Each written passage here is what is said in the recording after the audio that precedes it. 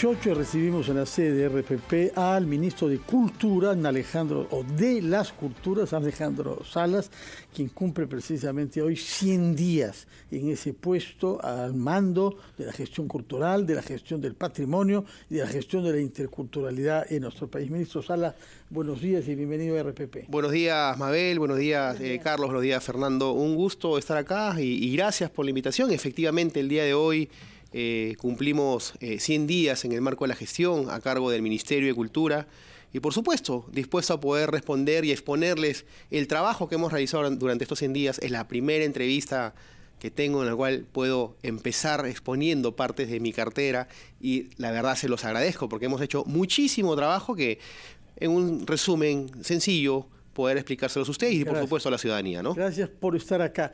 Si es que le preguntaran personas que no están muy informadas, que no son especialistas de su sector, los dos logros principales, ¿cuáles son? Hemos logrado un logro principal en materia de interculturalidad, concientizando a nuestros pueblos originarios, a nuestros apus, de la importancia de la vacuna. Muchos extremos de nuestro país no tenían conciencia de la importancia de la vacuna. Hemos tenido que trabajar con gestores interculturales, de diversas lenguas originarias para concientizar en aquellos lugares donde el Estado no llega o llega poco. Bueno, hemos llegado. Tenemos más de 1.200.000 vacunas puestas en pueblos originarios que no entendían la importancia. ¿Porcentaje de nuestros compatriotas nativos que han sido vacunados? Son 1.270.000, ¿sí? ¿no es cierto? ¿Cuántos son? En porcentaje no tengo el dato exacto en estos momentos, pero son no llega al 50%. No, estamos alrededor, estamos bordeando el 50%. No tengo el dato exacto ahorita, pero sí son más de 1.270.000 peruanos, ¿no es cierto?, que han sido vacunados, que no entendían, digamos, el porqué de la vacuna o el porqué de la importancia de la vacuna o su, digamos, marco de conciencia sobre la vacuna no estaba muy claro, ¿no? Eso es en el campo. ¿Cómo hicieron? ¿Cómo se logró convencer a APUS o otros dirigentes de comunidades de que la vacuna no solamente no era nociva, sino que era indispensable? Trabajando con gestores interculturales. Tuvimos el acceso a jóvenes, profesionales, que hablaban las lenguas originarias. Buscamos en las localidades cercanas a estos pueblos originarios quienes podían ayudarnos a poder hacer ese trabajo de concientización. E ingresamos con apoyo del Ministerio de Salud para poder, digamos, darles el conocimiento, la concientización necesaria y oportuna para que puedan vacunarse. Nos falta aún por trabajar. Madre de Dios es una zona que se resiste un poco o mucho quizás al tema de la vacuna y estamos trabajando arduamente allá. Estamos concentrando ahorita los esfuerzos para poder seguir concientizando. Eso es en el marco de la interculturalidad. Ese es un logro.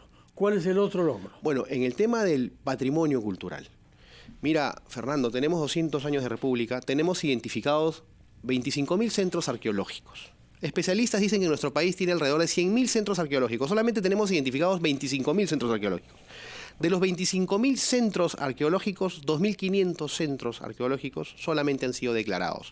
Y solamente tenemos saneados 250 centros arqueológicos. Ese es el trabajo que le han dado al país quienes han estado a cargo del sector cultura por muchísimos años. Tenemos que ponernos a trabajar para que estos 25.000 centros arqueológicos en nuestro país tengan la importancia y la relevancia que corresponden, porque si no los tenemos saneados... ¿Es un objetivo, señor ministro? ¿Cuál es el logro? Es un objetivo, sí, pero acá viene el tema del logro. Estamos trabajando, ¿no es cierto?, todo el proyecto para poder encaminar no solamente ya el declararlos, sino también el tema de sanearlos y, por supuesto, recuperarlos. Estamos trabajando ya, primero, o sea, para poder solucionar el problema tenemos que identificarlo. Y este era un tema que para identificarlo hemos tenido que hacer todos los estudios correspondientes y pertinentes.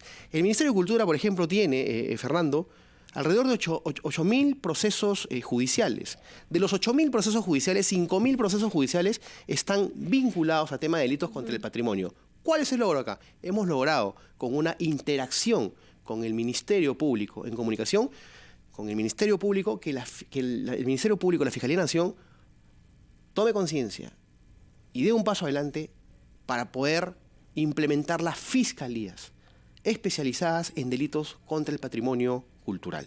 Es un campo muy importante, es una especialidad que antes iba a las fiscalías penales comunes, y creo que a nuestro patrimonio tenemos que darle la relevancia importante, tenemos que darle la relevancia que corresponde. Pero también existe otro marco dentro de este contexto, Fernando, y es que existen zonas que, si bien es cierto, son protegidas y están impedidas y están con juicios, existe también un campo de responsabilidad social. Estas personas que ya están viviendo, que están consolidadas en una zona que se intervino en algún momento y que se le declaró adyacente o dentro de un centro arqueológico, pues no tienen derecho a agua, no tienen derecho a luz, servicios básicos, es lo que se denomina en nuestro país lo que es la pobreza estructural. Ayer hemos tenido una reunión que fuimos invitados por la Comisión de Vivienda del Congreso de la República, donde se está trabajando un proyecto de ley para poder encontrar un equilibrio entre la protección de nuestros centros arqueológicos y la atención a estos seres humanos, ciudadanos, que de una u otra manera necesitan acceso, digamos, a servicios básicos importantes y elementales. ¿Cuál es la relevancia de CUELAP en su cartera en este momento? ¿Cuál es el futuro inmediato de este centro arqueológico, dado que el impacto que ha causado el derrumbe en su población ha sido sumamente negativo, población que vivía del turismo? Mira, CUELAC es un reto que hemos encontrado, es un legado que este gobierno tiene que dejar. El presidente Pedro Castillo ha manifestado que la recuperación de CUELAC al 100% tiene que ser una obra y una gestión de su gobierno. CUELAC fue abandonado por muchísimos años. A CUELAC se le recuperaba solamente por partes. Cada parte que se veía afectada simplemente se le ponía una curita, un parche, digámoslo así, para que nos puedan entender quienes nos escuchan. El acceso principal a CUELAC, Mabel, estaba o está cerrado hace 6 años. CUELAC pasó al sector cultura en el año 2019, antes pertenecía al Plan Copesco. Lo pasan en el 2019 para que el sector cultura se haga cargo de CUELAC con un monto de dinero, un presupuesto, perdón, de alrededor de 8 millones de soles. No se hizo nada, el dinero se revirtió. Han dejado que CUELAC se caiga, se desmorone. Hemos tomado ese pasivo como un reto, porque ese pasivo ya es responsabilidad nuestra, y hemos hecho ya la declaratoria de emergencia. Se han transferido 2 millones de soles, hemos empezado a hacer el enmayado, el apuntalamiento. La próxima semana estamos presentando el informe total de recuperación de CUELAC. Estamos invitando al ministro de Economía a un evento que vamos a hacer en el Ministerio de Cultura para el compromiso sobre esta materia. Para que suelte la plata. Pero por supuesto, lo que pasa es que es un compromiso de todos. De algo importante. Se dan muchas voces en el Congreso de la República que nuestros centros arqueológicos están botados, están abandonados, ¿no es cierto? Que el ministro de Cultura se dedica a hablar de política y no habla. Hemos hecho muchísimo trabajo. El Congreso de la República, esos congresistas que hablan así, yo los quiero ver el día que se apruebe el presupuesto de la República para que le pidan más presupuesto al sector cultura, cuyo presupuesto de la Nación es uno de los más bajos en todas las carteras. Con 580 millones de soles es imposible recuperar nuestros centros arqueológicos, pero estamos trabajando un decreto supremo para que, con el apoyo y la asistencia técnica de los gobiernos locales y regionales, ¿no es cierto? Perdón, para con el apoyo y la asistencia técnica del Ministerio de Cultura, los gobiernos locales y regionales puedan trabajar en la recuperación de nuestros centros arqueológicos. Quienes quieran invertir en ello, nosotros le damos el seguimiento, ¿no es cierto?, para que se pueda hacer. Vale decir, vamos a abrir el campo de la inversión para recuperar nuestros centros arqueológicos. Carlos Villarreal quiere preguntarle algo. Ministro, ¿cómo está? Muy buenos días. Carlos, buenos días. Gusto saludarte. Igualmente. Bueno, yo quiero aprovechar la oportunidad para hablar temas de la coyuntura. A raíz del archivo de este proyecto de Asamblea Constituyente en el Congreso, la pregunta es, ¿qué piensa hacer el Ejecutivo al respecto? O sea, se habló mucho de un plan B, ¿es cierto? Y además, esto me remite a lo que ha declarado ayer Vladimir Cerrón, quien sugiere que el cambio de constitución podría darse por una vía no pacífica. Y todos sabemos la influencia que tiene Cerrón en este gobierno. ¿Cuál es la estrategia del Ejecutivo ahora con este tema de la nueva Constitución? No, Carlos, lo hemos conversado con el presidente de la República, te agradezco la pregunta. El presidente de la República y por supuesto el Consejo de Ministros es absolutamente respetuoso de la independencia de poderes, respetuoso de la Constitución política. Ya el Congreso hizo su trabajo, decidió archivar. Para el Poder Ejecutivo no existe ningún tipo de plan B. Y con relación a las declaraciones del señor Cerrón, mira, ningún tipo, digamos, de situación que no sea pacífica va a ser buena para nuestro país. Pero recordemos algo, cuando nosotros hemos ido a Huancayo a solucionar los conflictos sociales, dentro de las 5 demandas principales que existían, una de las demandas principales era que el gobierno impulse el tema del referéndum para ver si la ciudadanía quería o no el cambio de la Constitución. En Huancayo hubo violencia, hubo saqueos, ¿no es cierto? Hubieron inclusive hasta pérdida de vidas humanas, que finalmente tuvimos que constituirnos allá algunos ministros en una primera instancia y después el Consejo de Ministros en pleno para poder darle solución a la problemática. Ese tipo de violencia jamás va a ser buena ni de un lado en una protesta ni del otro. Tampoco podemos olvidar, por ejemplo, la violencia que hubo el 5 de abril, ¿no? Cuando se intentó poner freno a lo que sería un día de caos en Lima, donde incendiaron o quisieron incendiar el Ministerio Público, el Poder Judicial.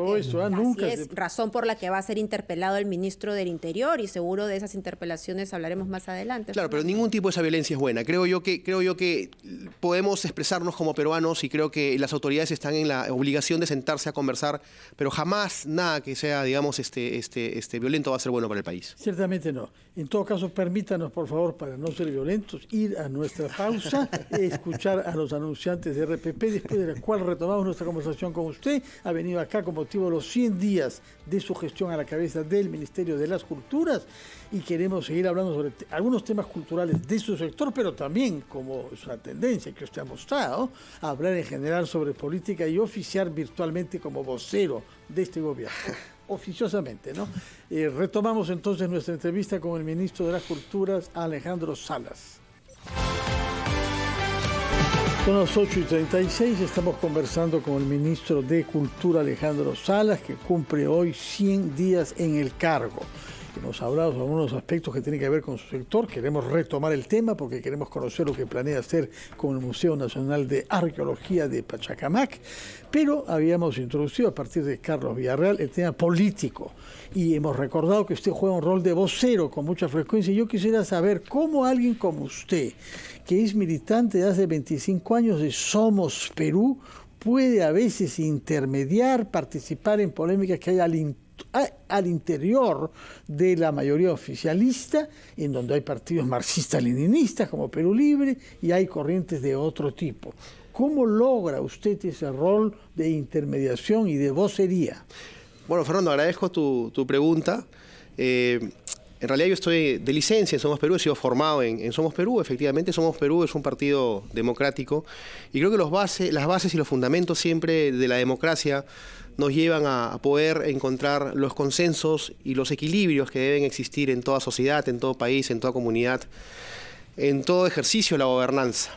Y creo que bajo esa premisa es que, bajo ese punto de vista de tratar de lograr el entendimiento democrático, es que uno, independientemente de la función en el cual se encuentra en la cartera, toma, digamos, parte de la coyuntura, y no tanto como vocero. Yo siempre he sido muy respetuoso de la libertad de expresión, del trabajo de los periodistas. Creo que ustedes son quienes finalmente ponen el equilibrio y el tema del escrutinio público, que es sumamente importante. Muchas gracias. No se oye decir eso con mucha frecuencia entre los miembros de lo que te puedo manifestar es que bajo esa circunstancia, cuando a mí me llaman y me convocan, siempre voy.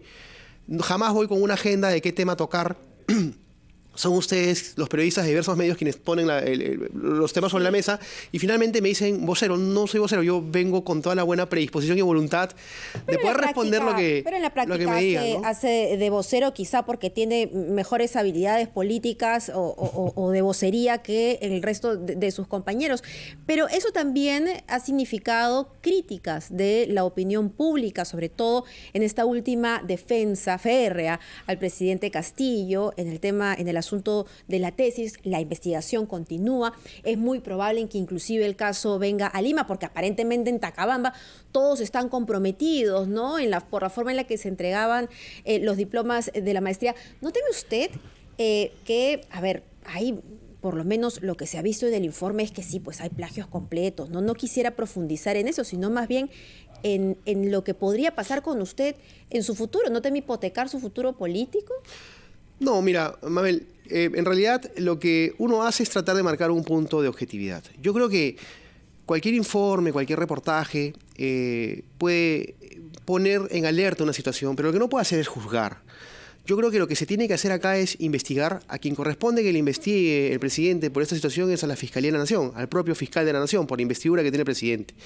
Sin embargo, hay que hacer todo un análisis de investigación, porque hay tecnicismos y situaciones formales que hay que ver cómo han ido variando en el tiempo.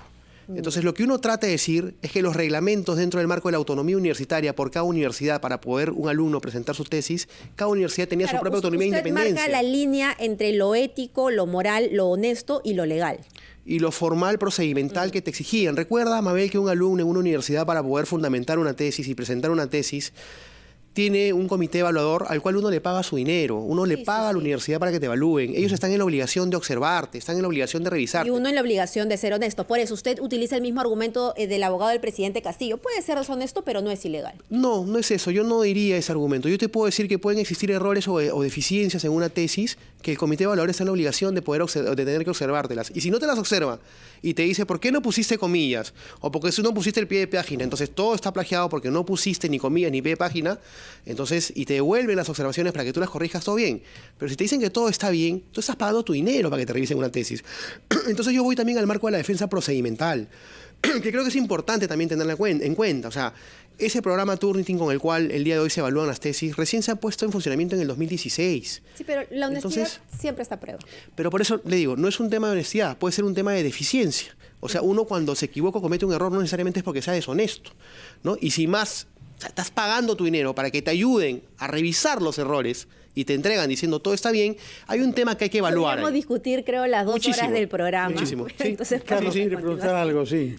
Ministro, a tenor de la pregunta de Fernando sobre esta calificación que se le ha hecho a usted de vocero del gobierno, usted sabe que los periodistas manejamos fuentes y que con esta actitud de salir a los medios y defender a ultranza al presidente, usted aspira a otro cargo mucho mayor, que es el de premier. Se anuncian cambios desde hace buen tiempo en el gabinete, pero ¿esa es su aspiración realmente, ocupar la presidencia del Consejo de Ministros?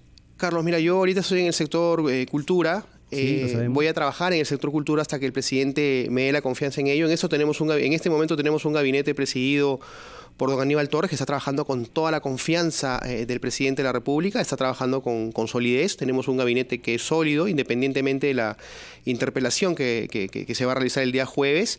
Yo respeto a don Aníbal, quien ha sido mi profesor en la universidad cuando yo era alumno, y en realidad yo no aspiro ahorita a nada más que a servir al Perú en donde estoy, y simplemente trabajo hasta cuando el presidente de la República me dé la confianza, ¿no? En realidad, si me hablas ahorita de aspiración dentro del marco, digamos, de la actuación que tengo en el gobierno, no, aspiro solamente a hacer las cosas bien en mi cartera en estos momentos. Ahora, se hablaba de justamente cambios en el equipo ministerial, un redireccionamiento de la gestión gubernamental. ¿De eso se ha hablado en el gabinete? ¿Han hablado con el presidente sobre eso? Mira, ¿Van a haber cambios o no? El presidente siempre nos recalca todos los miércoles que tenemos consejos de ministros. Primero nos piden los avances de nuestras ejecuciones presupuestales y los logros por semana de cada ministerio, los objetivos y los encargos que le ha dado, y siempre nos recalca que estamos en constante evaluación y que el cargo que ninguno de nosotros es avisable cuando se le va a retirar. Pero esa es una frase cliché, ministro. Yo le hablo que si en concreto se ha hablado de reformular la composición de este gabinete, ¿o no? No, Carlos, porque fíjate, mañana hay interpelaciones y en todo caso podrían haberse hecho los cambios antes de la interpelación para que el Poder Ejecutivo no se exponga, digamos, a Pero este gobierno suele llevar las cosas al límite, al extremo, y horas antes de hacer el cambio. Podría suceder. Lo que pasa es que, digamos, hay un marco también de defensa de los ministros que seguramente tienen la voluntad de ir al Congreso a responder situaciones que consideran que pueden ser injustas en cuanto a las imputaciones, digamos, políticas que se les hace, y piden al presidente poder estar en el Congreso. Entonces yo creo que eso también es válido, ¿no? Poder dar la cara, poder responder con la finalidad de una u otra forma exponer tu trabajo, ¿no? De acuerdo. Permítame hacer una pregunta sobre el tema cultural. Se ha construido un museo nacional entre Pachacamac y Lurín, costó 400 millones de soles, es una magnífica infraestructura, pero está vacía.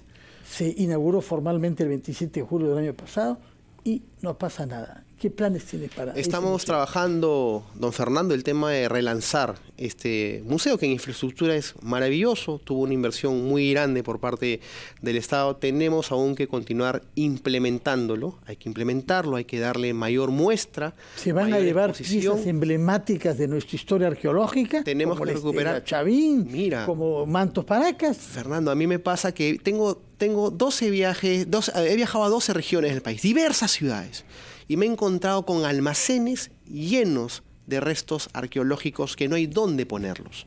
Estamos haciendo un trabajo de recuperación, porque hay regiones en las cuales no hay museos. Los gobiernos regionales no han construido museos, no han querido invertir en museos.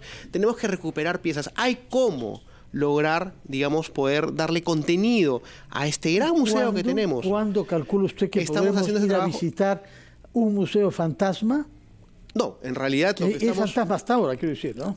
hay que implementar también el tema de la accesibilidad. O sea, sería magnífico, don Fernando, que el tren tenga una estación en el museo para que la gente tenga acceso directo. Falta una Por desde supuesto. El Salvador, nada más. Entonces, el presidente de la República, yo le he formulado este proyecto y se va a coordinar con el Ministerio de Transportes con la finalidad de que pueda hablar con la autoridad, digamos, del tren eléctrico y pueda desarrollar esta estación lo más rápido posible. Y por supuesto, vamos a relanzar, tenemos el objetivo de relanzar el plan, ¿no es cierto?, de relanzamiento del museo ahora en julio, con la finalidad de exponer todo lo que va a ser la recuperación y la puesta en valor de este museo tan importante, que si bien es cierto, costó 400 millones de soles, tenemos que darle el uso que corresponde. Verdaderamente. Muchas gracias, ministro Alejandro Salas, responsable del sector cultura en el Estado peruano. Gracias por haber venido acá con motivo de los 100 días a la cabeza de este ministerio. Que tenga usted muy buenos días. Son las 8:45, momento de ir a una pausa. Antes de retomar nuestra ampliación de noticias, pero el ministro Salas tiene derecho a palabras finales. No, muchas gracias, don Fernando, Mabel y Carlos.